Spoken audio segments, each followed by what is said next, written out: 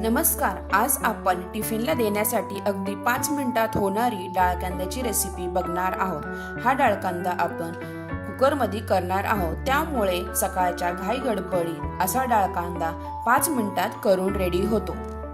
चला तर मग जास्त वेळ न घालवता आपण रेसिपीला सुरुवात करूया। मी इथे 1 वाटी एवढा चण्याची डाळ घेतलेली आहे। ही चण्याची डाळ मी 3 ते 4 तास चांगली भिजवून ठेवलेली होती। छानपैकी ही डाळ आता भिजलेली आहे। तुम्हाला जर सकाळी टिफिनसाठी डाळ कांदा द्यायचा असेल तर तुम्ही रात्रभर ही डाळ भिजवून ठेवू शकता। आता आपल्याला एका कुकरमध्ये थोडेसे तेल टाकायचे आहे।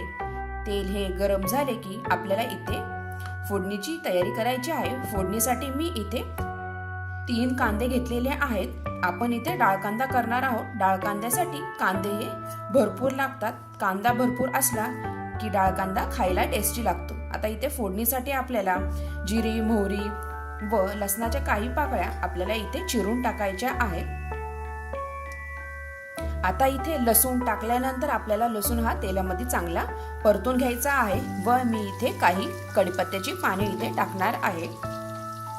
आता ही चांगली फोडणी झाली की आपल्याला आपण चिरलेला बारीक कांदा आपल्याला या फोडणीमध्ये चांगला परतून घ्यायचा आहे। टिफिनला डाळ कांदा दिला की 2 चपात्या जास्तच खाल्ल्या जातात। शिवाय लहान मुलांनाही हा डाळ कांदा खायला खूप आवडतो।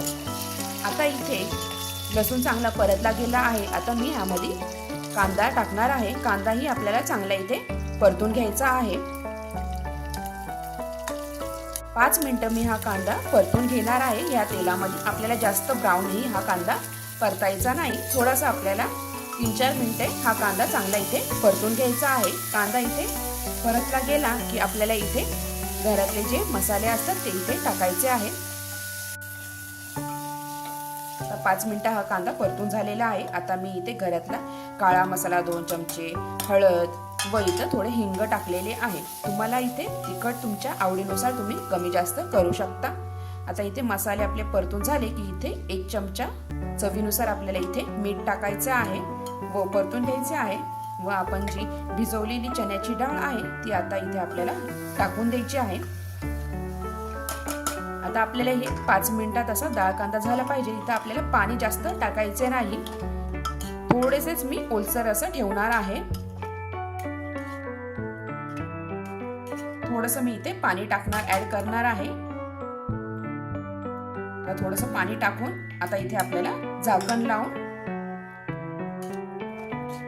हा 1 शिट्टी होस तोपर्यंत आपल्याला हा कुकर ठेवायचा आहे।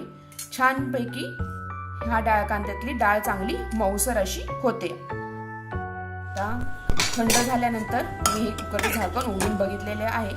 इथे डाळ आपली चांगली अशी मऊ अशी झालेली आहे।